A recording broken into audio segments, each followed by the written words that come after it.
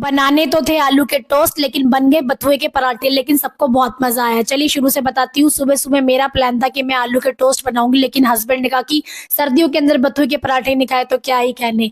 चाय मेरी उबल के रेडी हो चुकी थी और आटा मैंने गूंद के बढ़िया से तैयार कर दिया। इसे आटे में मैंने थोड़ा लहसुन कूट के डाला और उसके साथ डाला नमक, मिर्ची और थोड़ी सी अजवाइन। इसको मैंने गूंद के अच्छे से टाइट आटा गूंद के लगा दिया। उसके बाद मैंने तैयारी की चटनी। चटनी के बिना तो गाइस मजा ही नहीं आता पराठों में।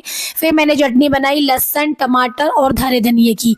यहाँ पर मेरी चटनी भी बनकर तैयार हो चुकी है गाइस। देखिए चटनी का रंग कितना अच्छा आया। उसके बाद मैंने बनाए अपने गर्मा गर्म पराठे। पराठे मैंने देसी घी से ही बनाए थे गाइस।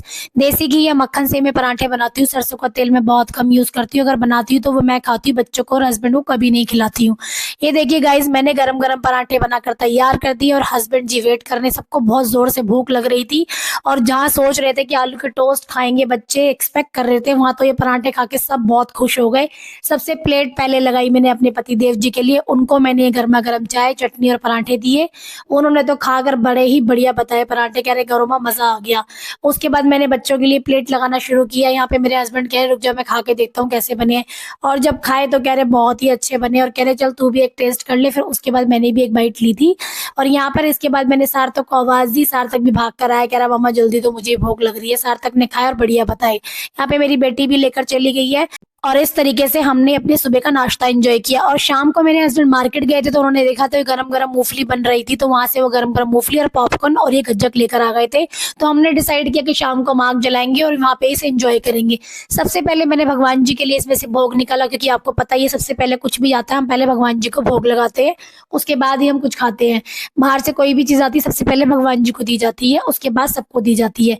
सब बच्चों को मैंने थोड़ा थोड़ा बांट दिया और आग जला रहे थे इसके पापा। जब तक इसके पापा आग जला रहे थे मैंने सब बच्चों को थोड़ा थोड़ा बांट दिया। पॉल्यूशन की वजह से गाइस पता ही है कि आग जलाना अलाउड नहीं है, फिर भी हमने थोड़ा बहुत जलाया और बाद में इसे ठंडा करके बुझा दिया था। पानी डाल के हमने उसे प्लॉट में फेंक दिया था। फिर सब बच्चे बैठ गए और सबने ही आग को एंजॉय किया। सबने हाथ सेके और मूंगफली, गज्जक और पॉपकॉर्न को एंजॉय किया। फिर साथ में आंटी भी आके बैठ गई थी, फिर हमने आंटी को भी दिया। आंटी कह रही मैंने ब्रश कर लिया, लेकिन हमने आंटी को भी जबरदस्ती थोड़ा सा खिला दिया था। फिर सारे बच्चे बैठ गए आग के पास, सबने एंजॉय किया। देखिए माधव भी आ चुका है, माधव को भी अपने साथ बिठाया। माधव ने सबको बहुत परेशान किया, कभी इधर कभी उधर, लेकिन सब बहुत एंजॉय कर रहे थे। गाइस हमने तो सर्दियों की पहली आग जला ली, और आप कब जला रहे हैं?